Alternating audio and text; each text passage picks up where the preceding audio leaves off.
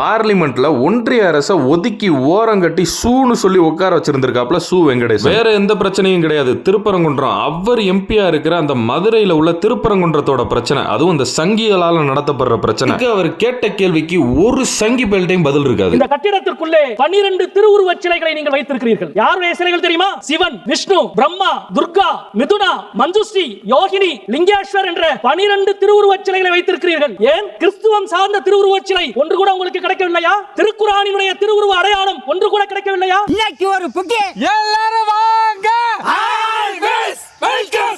இந்த தேசத்தின் பன்மைத்தன்மை இந்த அவையிலே கூட எதிரொலிக்க கூடாது என்று நினைக்கிற நீங்கள் தேசபக்தியை பற்றி எங்களுக்கு உபதேசம் செய்து கொண்டிருக்கிறீர்கள். கேவலமா உன்னை பண்ணிக்கிட்டு இந்தியாவுக்குள்ள இந்த சங்கி பயலுக சில பேட்டியில சொல்லிட்டு இருக்காங்க, நாங்க தான் எல்லா மதங்களும் ஒன்னா இருக்கணும்னு நினைக்கிறோம் அப்படின்னு. ஏன்டா உங்களுக்குலாம் அசிங்கமா இல்ல? சோத்தத்தை நீரா சோத்த விட்டு பிய திங்கிறீங்களாடா? சும்மா நல்லா சாமி கும்பிட்டு இருக்க மக்கள், அதாவது பாத்தீங்கன்னா உச்சி பிள்ளையார் கோயில்ல இருக்கிற தீபத்தூண்ல நல்லா விளக்கேத்தி வெற்றிவேலன் முருகனுக்கு அரோகரான்னு சொல்லிட்டு அந்த மக்கள் பக்தியோட கும்பிட்டு அந்த கோபுரத்துக்கு முன்னாடி நின்று பார்க்கும்போது கோபுரத்தோட நேர்கோட்டுல உச்சி பிள்ளையார் கோயில்ல அந்த தீபத்தூண்ல தீபம் எரிஞ்சுக்கிட்டு இருக்கும். இப்படி நல்லா போயிட்டு இருக்க இடத்துல ஆல்ரெடி இந்த சங்கி பயலுக இந்தியா முழுக்க ஒரு பெரிய ப்ராஜெக்ட் வச்சிருக்காங்க. இஸ்லாமியர்கள் வழிபாட்டு தலத்தை பூரா அகற்றணும் அப்படின்றதுக்காண்டி ஒரு வெப்சைட்ல வச்சிருக்காங்க. அதுல தமிழ்நாடு இருக்கு, தமிழ்நாட்டுல திருப்பரங்குன்றமும் இருக்கு. அப்படிலாம் இல்லன்னு இவங்க உருட்டினாலும் அதுக்கு ஆதாரத்தை நிறைய பேர் எடுத்து போட்டாங்க. ஏன் நம்ம சீனியர் ஜோக்கர் சங்கி ராஜாவே வாய விட்டுட்டாப்ல. எப்படி ராம் ஜென்மபூமி கோவில் வேற இடத்துல ரீலோகேட் பண்ணாங்களோ அது போல இந்த தர்காவை நீங்க ரீலோகேட் பண்ணிக்கங்க. இவங்களோட நோக்கம் அங்க தீபம் ஏத்துறது இல்ல, அந்த தர்காவை அகற்றுறது. இவங்களுக்கு எப்பவுமே கண்ணை உறுத்திக்கிட்டு இருக்கிற அந்த மலை உச்சியில இருக்கிற சிக்கந்தர் தர்காவை அகற்றணும் அப்படின்றதுக்காண்டி அதுக்கு பக்கத்துல கொஞ்சம் தூரத்துல இருக்கிற ஒரு சர்வே தூணை கொண்டாந்து இதான் தீபத்தூண் சொல்லி பிரச்சனை கிளப்பிட்டு இருக்காங்க. அது ஒரு சர்வே தூண் தான் அப்படின்றதுக்கான ஆதாரத்தையும் நம்ம லாஸ்ட் வீடியோல தெளிவா சொல்லியாச்சு. சொர்க்கத்திற்கும் நரகத்திற்கும் இடையில இருந்த ஒரு சுவர்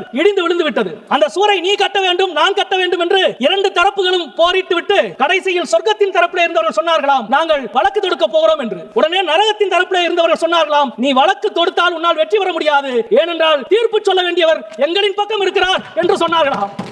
இது தமிழ்நாட்டுக்கு இன்றைக்கு ரொம்ப பொருந்தும், மதுரைக்கு மிக மிக மிக மிக பொருந்தும்.